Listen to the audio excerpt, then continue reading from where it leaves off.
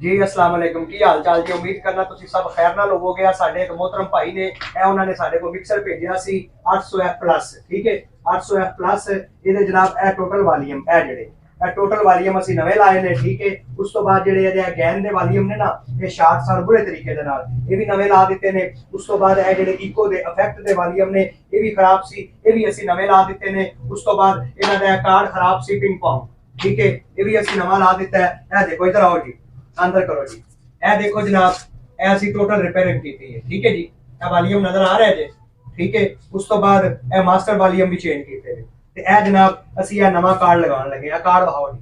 ए देखो जनाब dear viewer ठीक है ए असि नवा लगाने लगे हैं ते सारा काम A1 हो गया ते ਤੁਹਾਨੂੰ ਇਹ ਚੈੱਕ ਵੀ ਕਰਵਾਉਣੇ ਆ ਤੇ ਕਿਸੇ ਵੀ ਭਾਈ ਨੇ ਮਤਲਬ ਨਾ ਆਪਣੇ ਜਿਹੜਾ 올ਡ ਮਿਕਸਰ ਹੈਗਾ ਉਹਨੂੰ ਅਪਗ੍ਰੇਡ ਕਰਵਾਉਣਾ ਹੋਵੇ ਜਾਂ ਕਿ ਮਿਕਸਰ ਸੜਿਆ ਹੋਵੇ ਜਾਂ ਕਿ ਮਿਕਸਰ ਬਲਾਸਟਿੰਗ ਕਰਦਾ ਹੋਵੇ ਜਾਂ ਕਿ ਕੋਈ ਵੀ ਕੰਮ ਹੋਵੇ ਤੇ ਤੁਸੀਂ ਜਨਾਬ ਸਾਡੇ ਨਾਲ ਰਾਬਤਾ ਕਰੋ। ਇਹ ਕਾਫੀ ਦੂਰ ਦੇ ਹੈਗੇ ਸੀ ਭਾਈ ਤੇ ਇਹਨਾਂ ਨੇ ਫਿਰ ਸਾਨੂੰ ਨਾ ਕੀ ਕਹਿੰਦੇ ਨੇ ਕਾਰਗੋ ਕਰਵਾਇਆ। ਠੀਕ ਹੈ ਇਹ ਦੇਖੋ ਜੀ ਇਹ ਕਾਰਡ ਵੀ ਅਸੀਂ ਲਗਾ ਦਿੱਤਾ ਹੈ। ਠੀਕ ਹੈ ਤੇ ਹੁਣ ਜਨਾਬ ਅਸੀਂ ਇਹਦੀ ਟੈਸਟਿੰਗ ਕਰਨੇ ਆ ਔਰ ਚੈੱਕ ਕਰਨੇ ਆ ਆਇਆ ਕਿ ਜਿਹੜਾ ਸਾਡਾ ਸਾਰਾ ਕੰਮ ਹੈ ਉਹ ਹੋ ਗਿਆ 10/10 ਕਿ ਨਹੀਂ।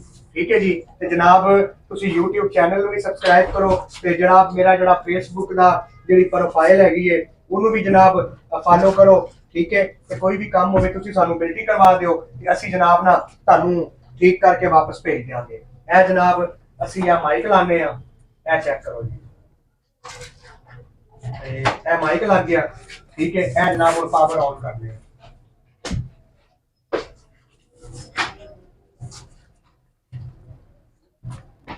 ऐसी मास्टर खोल लेने चेक कराओ का तसव्वुर ना ख्याल दूर सीना ना कलीम का तसव्वुर ना ख्याल दूर सीना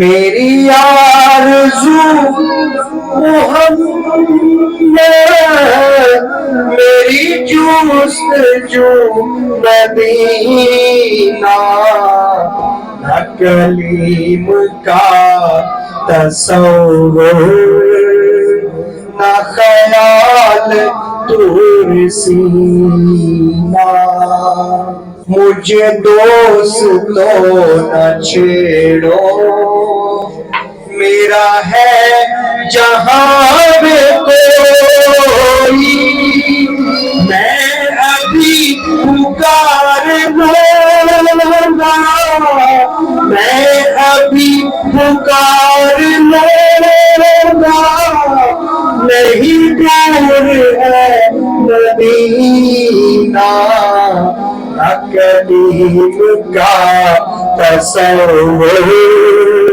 ना ख्याल दूर सीना मेरी आरज़ू मोहम्मद मेरी जुस्तजू मदीना मेरी आरज़ू मोहम्मद मेरी जुस्तजू मदीना